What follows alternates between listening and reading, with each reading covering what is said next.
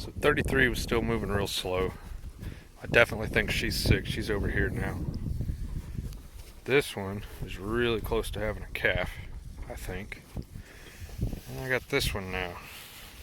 It's one of my new ones. I know she's not close to having a calf. She may have shipping fever that just got here. I don't know why she's moving so slow to get up here. See, her ears are kind of down. My uncle pointed out that can be a sign that they're sick. One of the biggest indicators is if they just look sad or depressed. It's just because they literally are. They just don't feel good. So moving slow like this, not coming up with the rest of the herd real fast, just wandering up. They're going to have that protein eaten. So that's cool. So I'm watching this new little calf pee right now. That is a heifer calf. So that's cool. Like I was saying, they're going to have all that protein eaten by the time she even gets up here. And see, she didn't even go up to the trough. She just hung out over here. So that's not good. So, the problem being, I think I've talked about this before, but when they're sick and they don't feel good and they're not moving very well, then they don't get up here, they don't get their protein, and they become malnourished quickly. And so a small problem can be a huge problem real fast. So this Friday when I'm getting 50 loaded up, 33 is going to go in the chute. We'll check her temperature and probably shoot her up with some antibiotics. I'm guessing she's going to have a fever. This one, Red Baldy's going to go into the chute as well. This calf, notice, solid poop. That's kind of cool. So I think that means she's probably starting to eat grass a little bit. It's earlier than I expected. I think this one's, I'll have to look back, but 5 weeks old now, maybe 6. So actually that makes sense. This is the next oldest one. You can hardly see grass and everything. It's that little bull calf there. And of course, brand new one with Crazy over here. Look how little cutie is. She is. 2 heifer calves now. Very cool. Let's come over here and look at this orange Charolais. Her milk bag is getting really big. And she's always kind of been bony in the hips as long as I've had her. But if you kind of look at the way her belly's shaped right now, it's starting to, I don't know, she just looks a little bit different to my eye. Really, really, really wide right now too. More pronounced on this side, I think. Yeah, so see this kind of area here, it's real sunken in. That happens right before they give birth. More pronounced on this one than some of the others because she's always been kind of bony, like I said, which isn't great. I'm trying to fix that, but she is an older cow, so I'm not particularly worried about her. And milk bag's starting to fill up nicely. The way she's standing, you can't hardly see that. So, all right. So 33, 63, my red white face here, 50 are all going to go through the chute. 50 I probably won't actually run through the head gate. I'll just get her in the loading gate so that I can take her to the vet. I don't know how to trim hooves. That may be something I can learn to do in the future, but for now I'm going to let a professional do it. I don't want to mess that up. That'd be bad. Where I had overfilled those water troughs, and I said it's going to make a huge mess. You can see how deep the mud is over there just from them walking through it a whole bunch. So that sucks. It's Charolais as well, you can see. Standing in that, having to walk through that mud. And of course they always walk through the part that's the worst, where it's always kind of held water. All of them though. You can see that real muddy around their ankles. So I wanted to leave them out here until they ate this grass down a little bit more. They're doing a pretty good job on it. With 50 of them, it goes faster. But just because of that issue with the water, I'm not going to leave them out here any longer than I have to. I may even move them again this weekend once I get back, just to right over there. And then they'll have access to the water that's fed by the pond over there.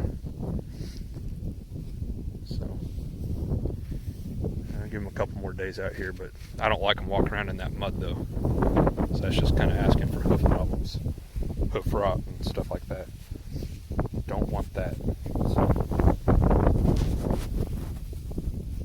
alright, well, I'm walking around, look at them all a little bit closer and see if there's any others that are suspect that I need to run through the chute this weekend. So while I'm doing it, and look at some of the older ones and see, or well, not the older ones, but the ones I've had for longer that are later bred, and see if any of them look like they're getting close so I can keep an eye on them. So, alrighty, see you in a minute.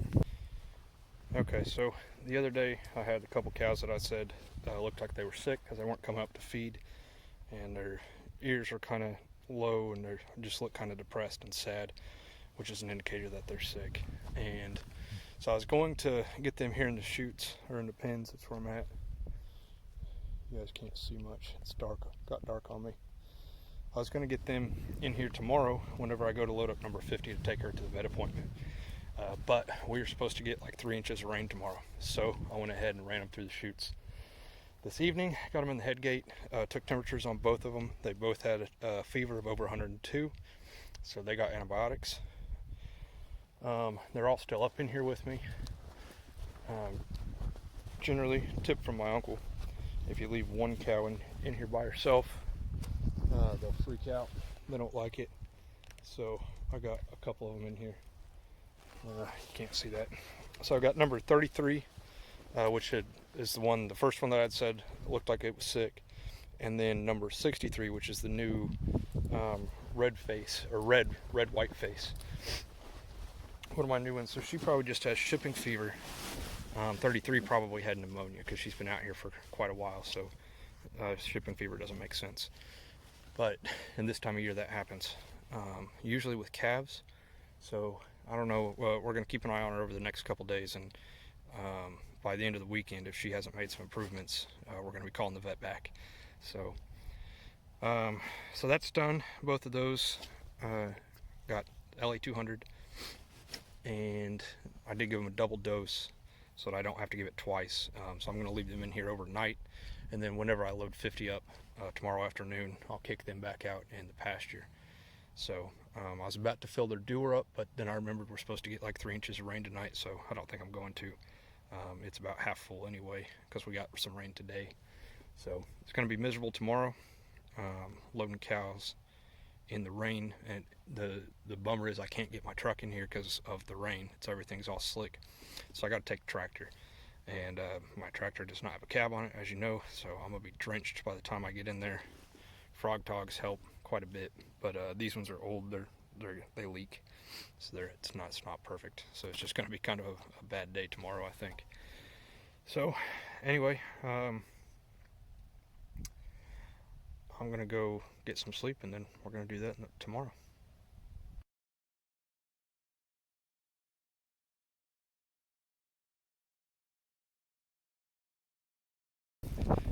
Well, today actually turned out to not be so bad so far. It is. Oh, what is that? I just about died. Tripped on something. That's weird. They got big concrete things. They still got forms on them. 4 of them. Wonder what that was for. Anyway, it is finally starting to rain. Really, it sprinkled just a little bit all day, on and off, but not too bad. So I'm pretty early for my vet appointment at this point, but I went ahead and got 50 in here before it really starts raining. We're gonna go grab the tractor and get the trailer drug up, and then we'll head into town early. And I'm gonna stop by my favorite Mexican restaurant and get some lunch, and then that ought to put me right on time for that appointment. So I'm gonna go grab the tractor, and we'll get this trailer hauled up by the road. Well, bad news. So it's pouring out. I don't know how well you can tell, but it is nasty. So tornado warnings everywhere. They're touching down all around us here. I'm in town. So luckily not out where I live. So according to the map, before we lost the map there in the vet clinic, where I live is actually pretty safe. But Doc's corrals over here have a foot of water standing in them, and so I got her up, got her in the trailer, got her all the way out here, and he's not going to be able to do the work today, so we're going to reschedule for next week again. So this is just, cannot seem to make this work, but one of these days we're going to get that hoof fixed. So I'm heading back home. Hopefully I make it. Looks like the worst part of the storm is I got to drive right through it, so they may have traffic shut down on I-40, which means I probably just shouldn't drive across it, but I got to get home, so I think I'm going to take a different road that probably won't be shut down. Hypo probably won't be out there stopping that one. Kind of a back road.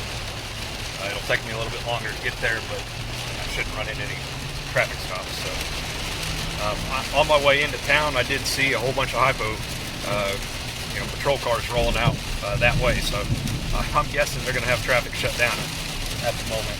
That's what the news was saying, that if they didn't have traffic stops, they would heat. So we're going to try and avoid that. We'll just take 266, take that one off. So kind of disappointed, but it is what it is. Weather just turned out terrible today, and like I said earlier, it's not as bad, or wasn't as bad earlier in the day as I had expected. As I got into Shakota, though, it's gotten worse and worse. So